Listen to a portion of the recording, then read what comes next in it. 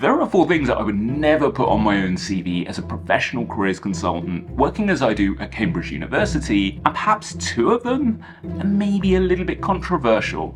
Now, before I get into them, a little bit of a disclaimer. If you happen to have any of these 4 things on your CV, it doesn't automatically mean it's a bad thing or you have to change anything. A lot of what I share is going to be subjective and everyone's situation is unique. With that said, here are 4 things that I would never include in my own CV, personally. 1. Starting sentences with active verbs. I told you this was going to be controversial. Now, if there's one bit of CV advice that is widely documented, it's to start your sentences with active verbs, like this. It's supposed to put energy in your sentences, make them less passive, and it gets rid of the need to start your sentences with I. But here's the thing, all of that can and is true. That doesn't necessarily make it the best way to start your sentences in CVs. In fact, I think there's a much better way, and there's science behind this. This is an image showing eye tracking software results from recruiters viewing CVs. See how heavy the concentration is along the left-hand side? This means the first word we use in sentences in our CVs, since it falls in this area, will be critical, which means we have to use just the right word in that area. And what could be better than giving the recruiter exactly what they're asking for, e.g. a skill from the job description, exactly where they happen to be looking for it. So what I do with my own CV is start with the skill the recruiter wants, have an active verb by all means after that, and then attach it to a 2-line example of how I've used that skill, like this. Now, if this video gets 1,000 likes, I'm going to reveal my actual CV and talk my way through it in a video. But for now, please know, I would never start my sentences in my own CV with active verbs. 2. Use colours and graphics. Now, don't get me wrong, this CV is beautiful. So what's the problem, Raj, I hear you ask? Well, I'm going to need you to step into the shoes of a recruiter with me. Imagine this scenario. You get into work one morning and your boss hands you 120 CVs and asks you to select 4 for interview. You get an hour for this and you're going to have to go quick. Whether you've got some experience of CV sifting or not, you're quickly going to be implementing a process. And you'll start to anticipate where the info is that you're looking for, and so your average time spent per CV will start drifting down towards 5 seconds and beyond. You get into a nice rhythm, but then you turn the page. Oh, a CV with colours and graphics.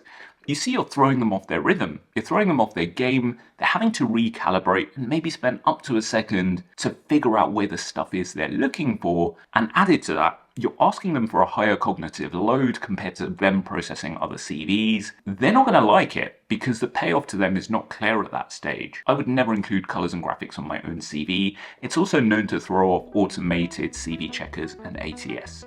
3. Skills bars or circles. I've been seeing more and more of these recently, and sure, they look kind of cute, but as a way of conveying information to a recruiter, they're not great. Say you have a skill bar showing 75% for your Excel skills. Now, you might think that indicates a certain level of proficiency, but there's a problem. Number 1, that's not an objective measure of your skill with Excel.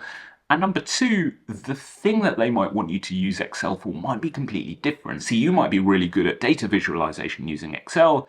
They might want you to be using it for pivot tables and for data scrubbing. The recruiter is going to assume that you don't have those things because they're not incentivized to make a positive assumption about your ability. You know that saying, a picture is worth 1,000 words? Well, this is one of the rare situations where that definitely is not true. I would never include skills bars or graphics in my CV.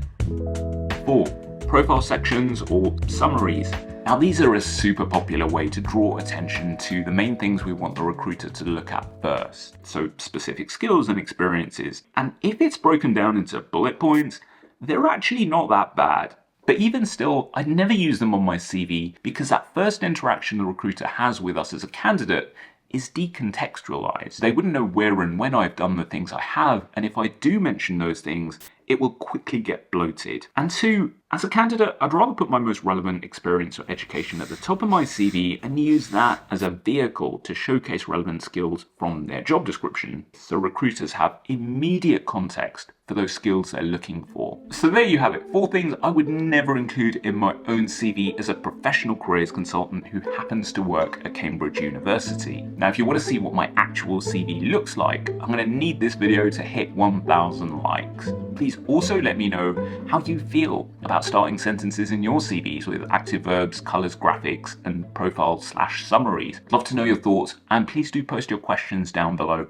I'd be very, very happy to answer them. This video is the second of a 4-part series. The next one along is going to be about 2 weird CV truths, and the one after that is going to be focusing on CV length. So if you've ever had any questions around that, definitely worth subscribing to not miss out. Thanks for being here. Thanks for being you. I'll catch you next time.